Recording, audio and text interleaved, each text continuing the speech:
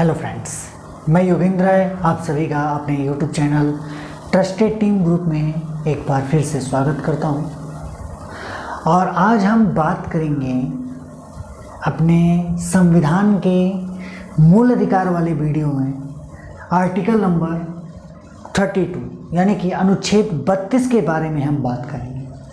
अनुच्छेद 32 हमारा क्या है? अनुच्छेद 32 हमारा है संवैधानिक उपचारों का अधिकार।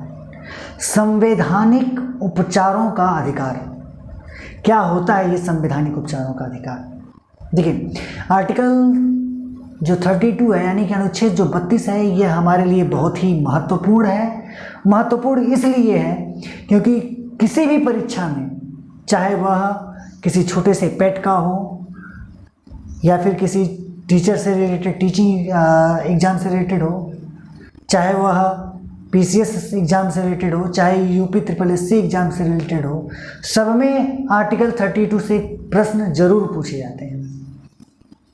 आर्टिकल 32 का मतलब जो है वो क्या है? आर्टिकल 32 को क्या कहा जाता है? इस तरह के क्वेश्चन पूछे जाते हैं। आर्टिकल 32 अगर इसका मेन मतलब देखिए, आर्टिकल 32 जो हमारा संवैधानिक उपचारों का अधिकार जो है, यह आखिरकार करता क्या है?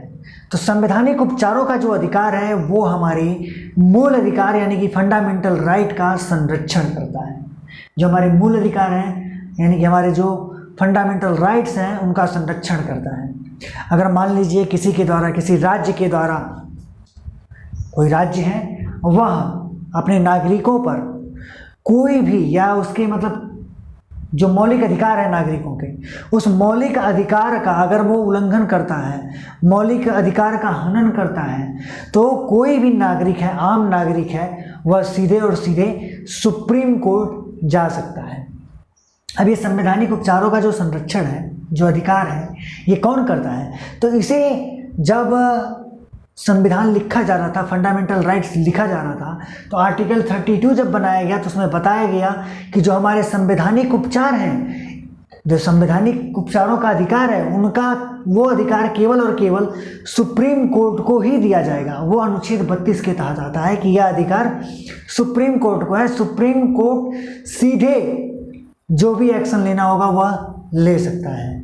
और यह एक महत्वपूर्ण इसलिए है क्योंकि इस अधिकार को, आर्टिकल 32 को, हमारे फंडामेंटल राइट्स के आर्टिकल 32 यानी कि अनुच्छेद 32 को डॉक्टर BR अम्बेडकर ने इसे संविधान की आत्मा भी कहा और उसे हृदय भी बताया है कि यह संविधान का हृदय है। सबसे महत्वपूर्ण और सबसे ही एक अहम पार्ट है ये, जो कि हमारे जो अधिकार हैं उन अधिकारों की रक्षा करता है, संरक्षण करता है। ठीक, अब अगर मान लीजिए हमारे जो मौलिक अधिकार हैं, मूल अधिकार हैं, इस मूल अधिकार का, हमारे जो मौलिक अधिकार हैं, इनका अगर कोई हनन करता है, किसके द्वारा? राज्य सरकार के द्वारा। राज्य सरकार के द्वारा कोई ऐसा नियम बना दिया गया जो कि हमारे लिए क्या है, हमारे मौलिक अधिकारों का उल्लंघन कर रहा हो, तो हम क्या करेंगे?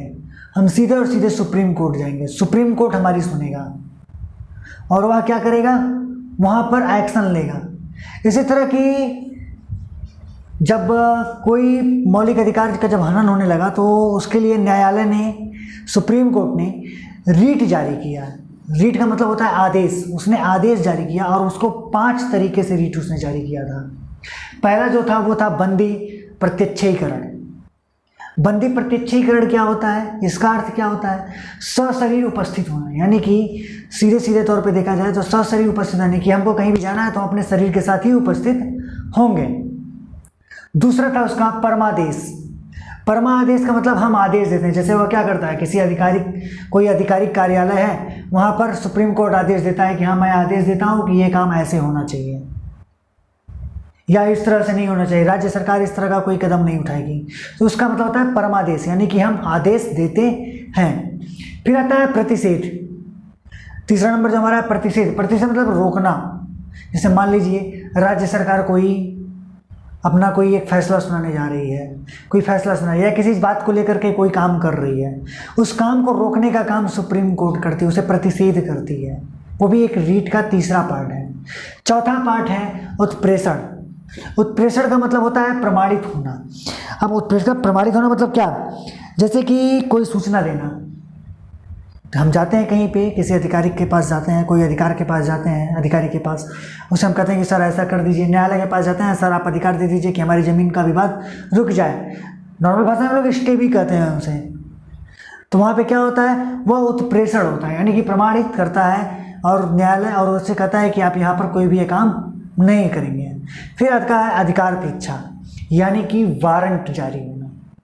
आप लोग जानते होंगे कि कोई अगर अवैध निर्माण होता है तो वहाँ पे सुप्रीम कोर्ट, हाई कोर्ट, जो भी हमारे न्यायालय हैं, वो न्यायालय क्या करते हैं? एक वारंट जारी करते हैं कि आपको इतने दिन में इसको ख़त्म कर देना है, और लोग उस पर एक्शन लेते हैं। ठीक है, ये था हमारा आर्टिकल 32। इसके अगले वीडियो में हम लोग देखेंगे आर्टिकल 33 अनुच्छेद 33 के बारे में। क्या कहता है हमारा अनुच्छेद 33 और वह किस तरह से हमारे लिए उपयोगी है।